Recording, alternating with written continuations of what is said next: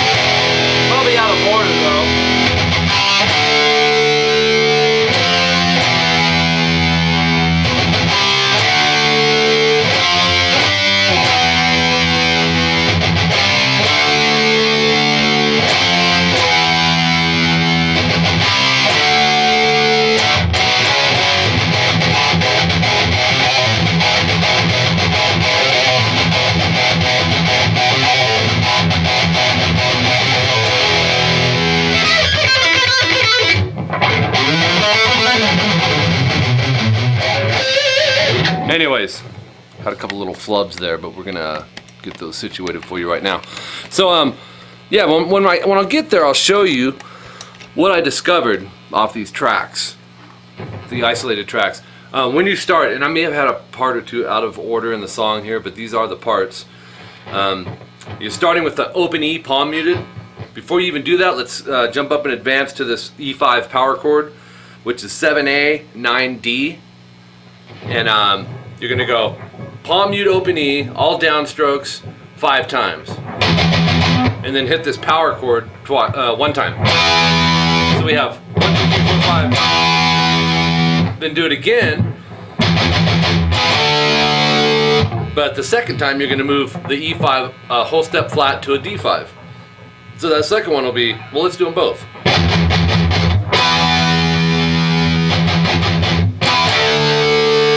And then just repeat it.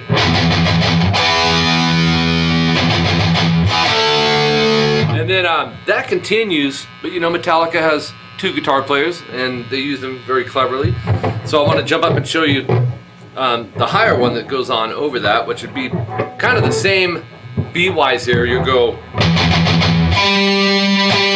but you're gonna, instead of play that E5 power chord, we're gonna play the 10th fret on the A string, but we're gonna do it twice. So it's 1, 2, 3, 4, 5. Watch. And then repeat it. But you'll go 10, 9, 9. But you still got the consistency of the 5 open E's palm muted. Alright, and you'll do that twice. So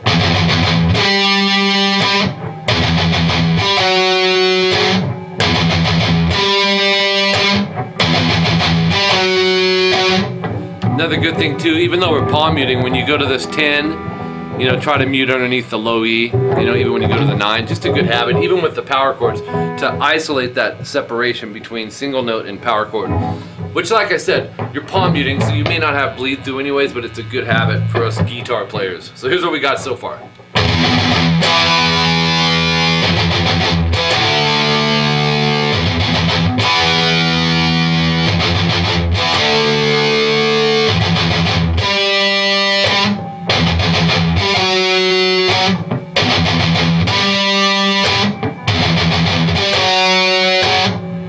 And then here was one of the parts.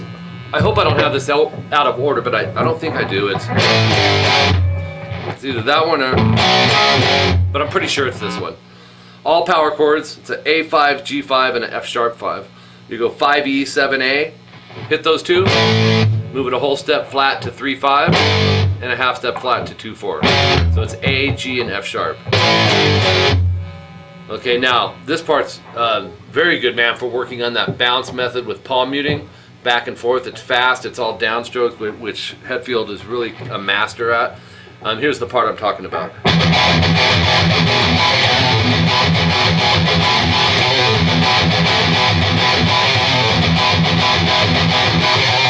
And what happens here is first finger is going to bar the second fret on the A and D, so go ahead and set up for that first. You're going to palm mute the open E. Everything on the open E is palm muted, by the way. So if you have to subgroup it, do it. 2 open E's, palm muted, and then the second fret A and D, hit it once, no palm mute. Do that twice. And then an open E palm mute, and then back to the A and D string second fret. So if you went up to there as a subgroup, it's right? And we're going to build off that. So 2 open E's palm muted, then right back to the A, D, second fret. Let's try that. Palm mute the open E, and then we're going to go into a different little part in this section. Listen close, you'll hear second fret A and D, first finger barring it, middle finger third fret A and D, barring it. It is in there. A lot of people go, it's not what's happening. So your next part is 2A. It's a cool technique here of pick, hammer, pull, pull. Pick the 2 on the A string. You'll go.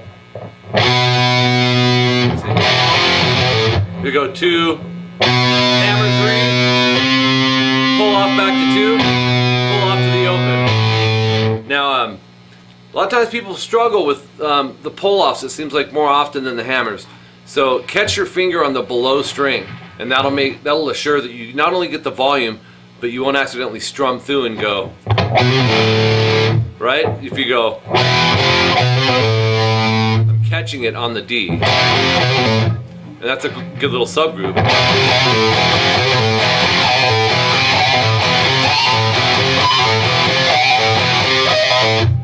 So check it out.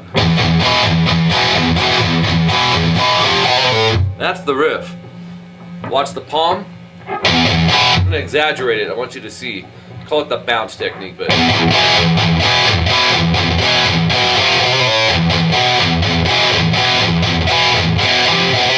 I'm going further so you can see, because in reality it's a fast riff and you don't have time to lift your palm that much, but I want you to see there's a bounce technique going on. It's slight movement when it's sped up, so you almost can't tell I'm lifting it, right?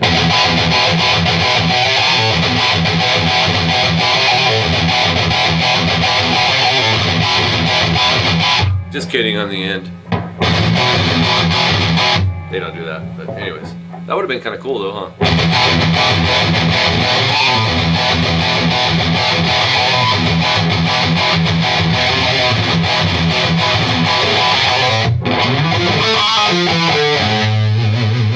Anyways, so that goes through. I'm trying to get these parts in order for you. After you go through that, I think 8 times, you'll just hit an E5 power chord, open E, second fret A, just let it ring. And then you'll do B5, C sharp 5, F sharp 5. In other words, 2-4 AD, move it up a whole step to 4-6 AD, and 2-4 E and A. So 3 power chords, right? 4 if you're counting them. And then you're right back to the fast riff.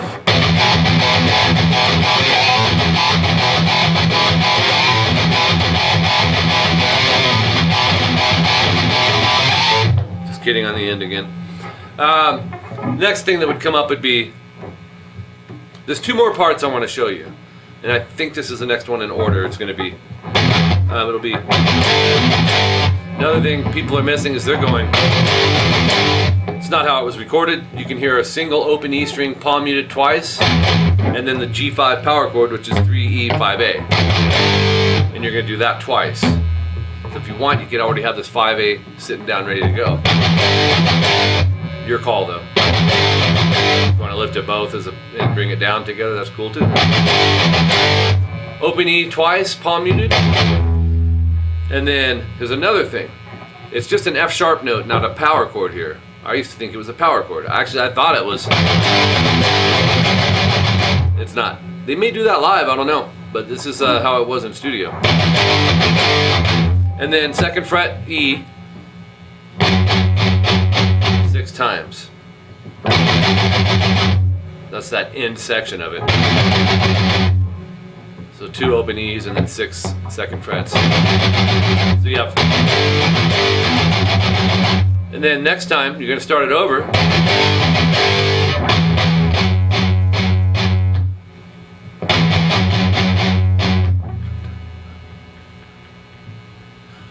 It'll actually be 6 times, but he quickly does this part and I never knew it was there.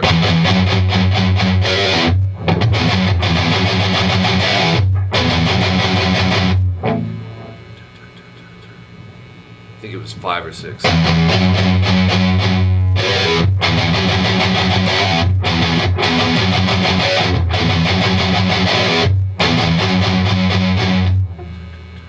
Yeah, and then here's the part I'm talking about. Pick the 2nd fret E, hammer to 3, pull to 2, pull to open. It's like the riff we did earlier where we were going, but it's just the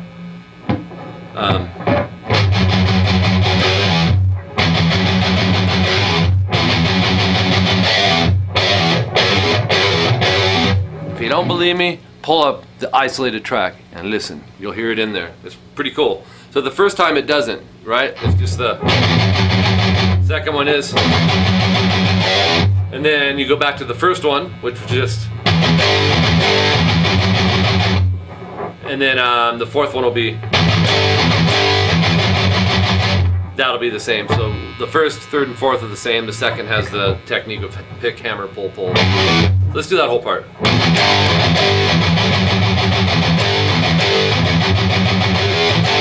Now when you go, that pull out to the open actually takes one of your opens off of the that. So it's.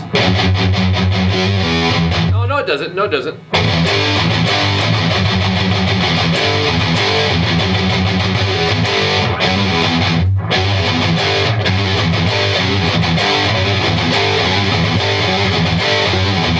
Cool rhythm just right there, huh?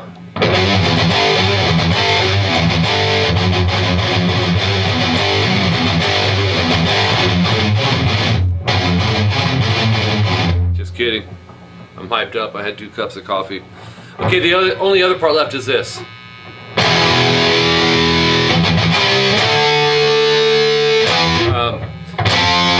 Check it out. E5 power chord, open E, 2A. You'll palm mute the open E 3 times, and then go 3A, 5D to 5A, 7D. It's a C power chord to a D power chord. So.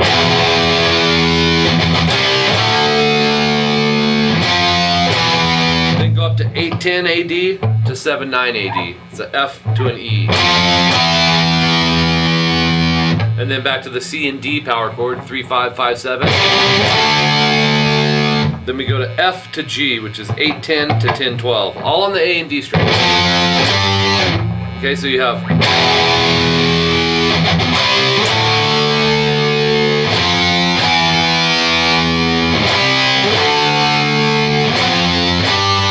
Then you start it over, but instead of going here, go to 7A, 9D. And I can hear an open E with it, but that could be the other guitar track. But if you wanted, you can go E, A, and D, open 7, 9. Then the rest is the same with the 1, 2, 3.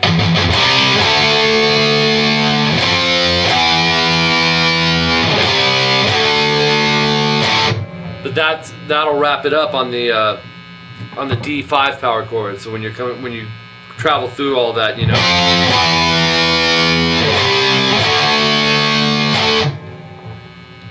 And then I don't know if it's back to the, which I think it is.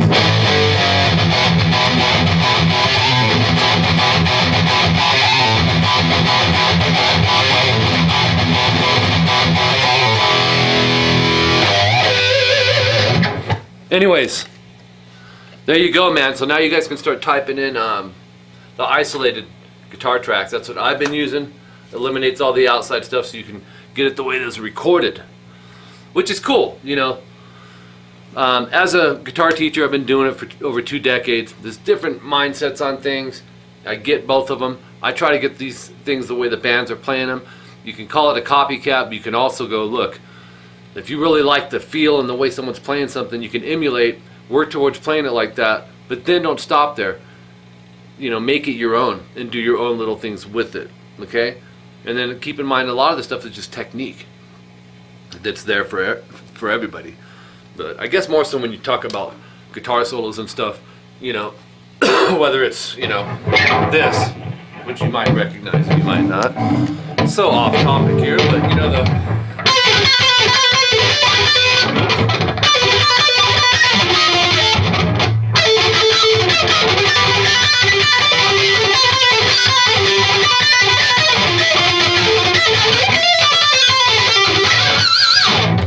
it's working on technique. There's easier ways to play that, but the way Jakey Lee chose to play it was different. You know, he could have went